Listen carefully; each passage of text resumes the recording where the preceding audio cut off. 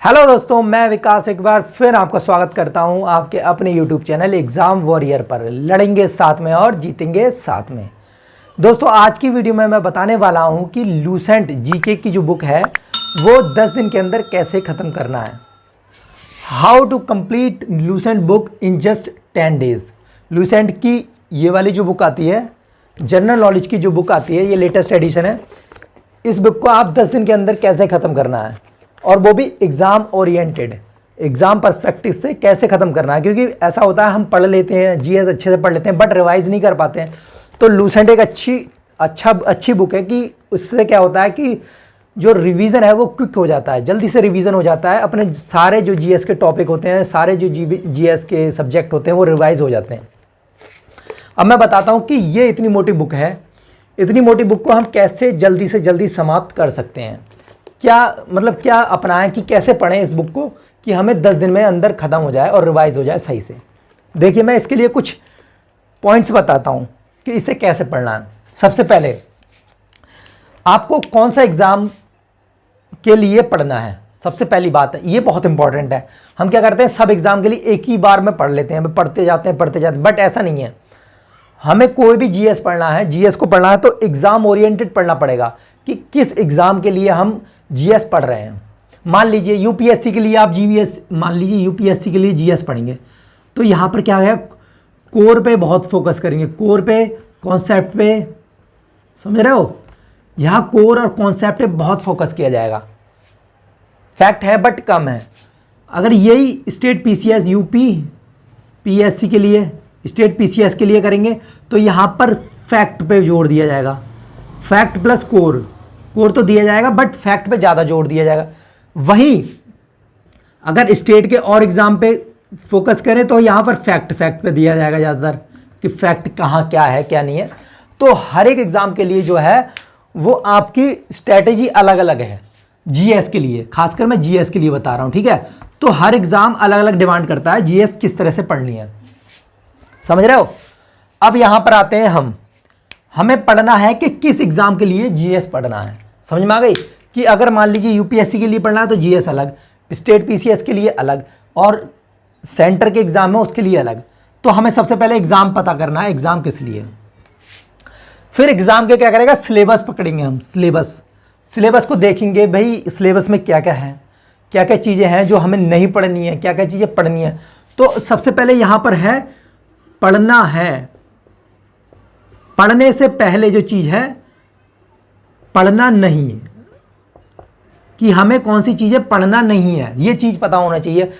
मतलब पढ़ने से पहले यह दूसरा पढ़ना, यहाँ पर है पढ़ना नहीं। तो सबसे पहले हमें ये पता होना चाहिए सिलेबस में कि ये चीज़ हमें जीएस में नहीं पढ़नी है। तो सबसे पहले नहीं पढ़ना, क्योंकि इसमें हम टाइम वेस्ट ज़्यादा करेंगे, इसलिए हमें ये पता होना चाहिए। ये पता कैसे लगेगा, ये भी सबसे बड़ी बात है। पढ़ना नहीं है, ये हमें पता लगेगा प्रीवियस ईयर के क्वेश्चन पेपर से। कोई भी एग्जाम दे रहे हो, उसके लिए आपको कम से कम 5 साल, लास्ट 5 ईयर्स, क्या है, लास्ट 5 ईयर्स के क्वेश्चन पेपर आपको देखने हैं। और लास्ट के 5 ईयर्स के क्वेश्चन पेपर को देख के आपको यह एनालाइज करना है कि क्या पूछा जाता है एग्जाम में और क्या नहीं पूछा जाता है। इससे क्या होगा, आपको स्ट्रिक्ट टू द पॉइंट हमें चीज़ें फ़ायदा मिलेगा।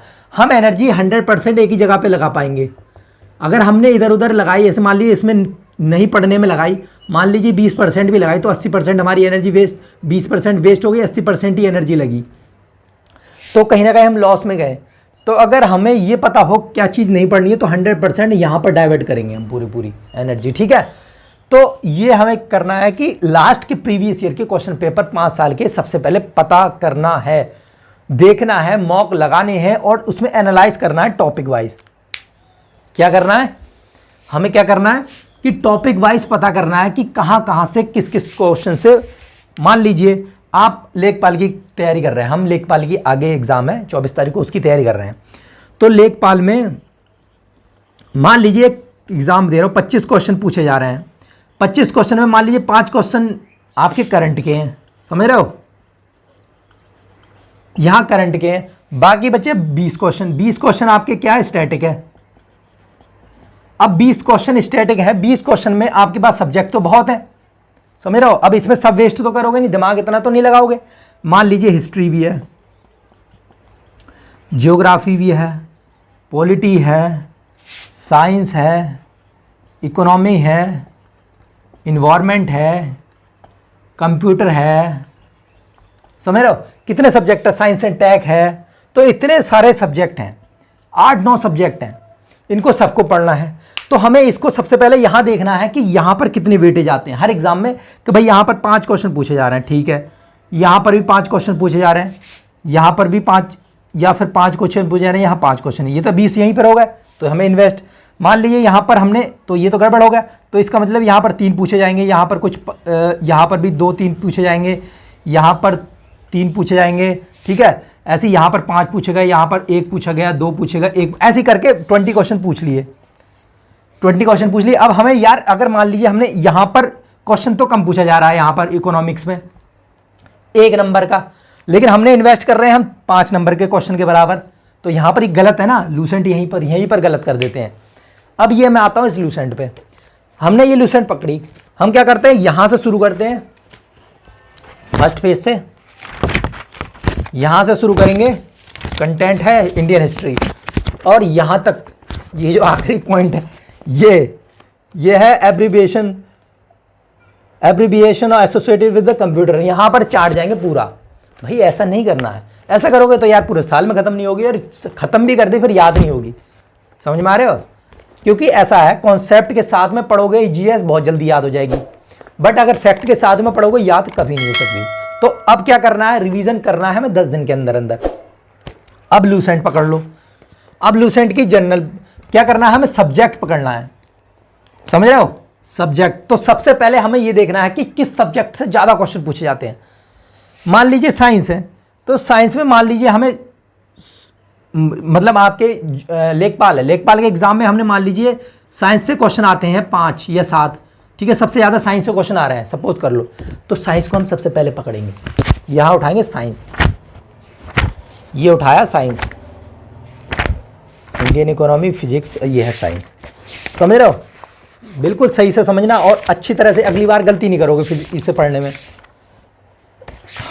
यहाँ साइंस में फिजिक्स उठाई, फिजिक्स में क्या क्या इंपॉर्टेंट है प्रीवियस ईयर के क्वेश्चन पेपर में देखा कि भाई हाँ यार कि एक क्वेश्चन यूनिट एंड डायमेंशन से आ रहा है, तो भाई उसको पढ़ लो, समझ रहे हो।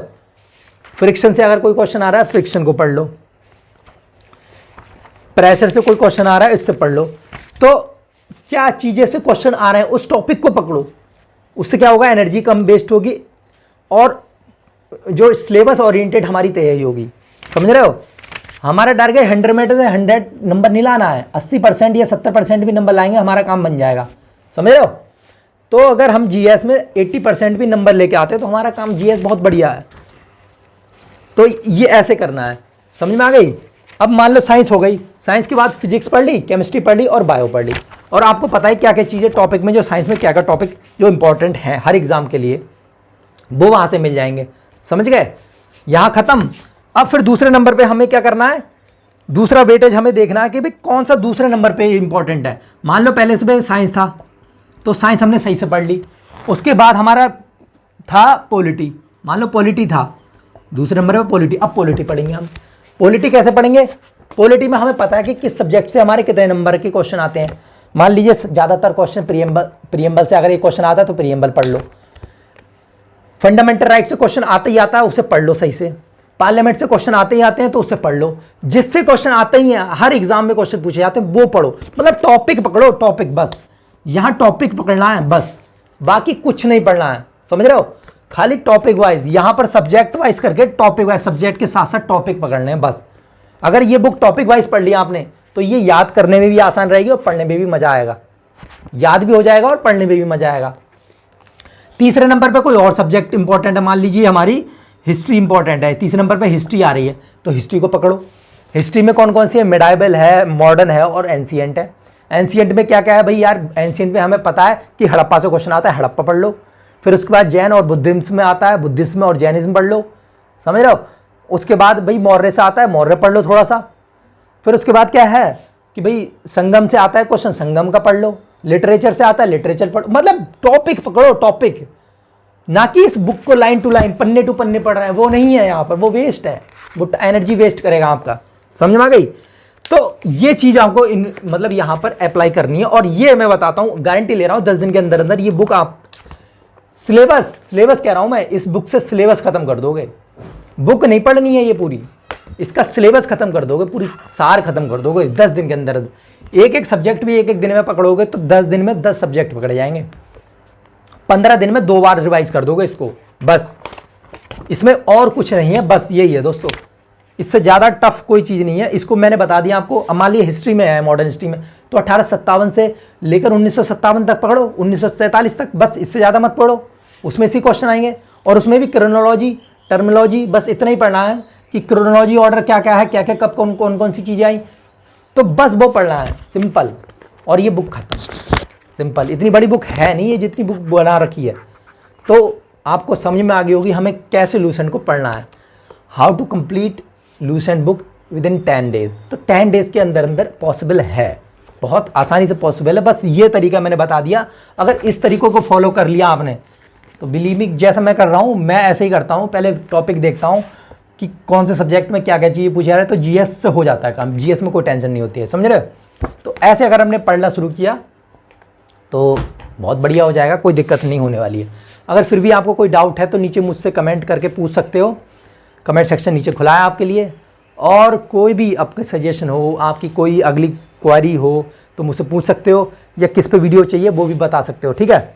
तो आई होप आपको वीडियो पसंद आई होगी, और वीडियो पसंद आई है तो प्लीज़ चैनल को सब्सक्राइब जरूर कर लेना। सब्सक्राइब नहीं कर रहे हो दोस्तों, सब्सक्राइब जरूर करो, सपोर्ट करो, ज़्यादा से ज़्यादा शेयर करो। मिलते हैं दोस्तों नेक्स्ट वीडियो में, तब तक के लिए खुश रहिए, मुस्कुराते रहिए। जय हिंद, जय भारत।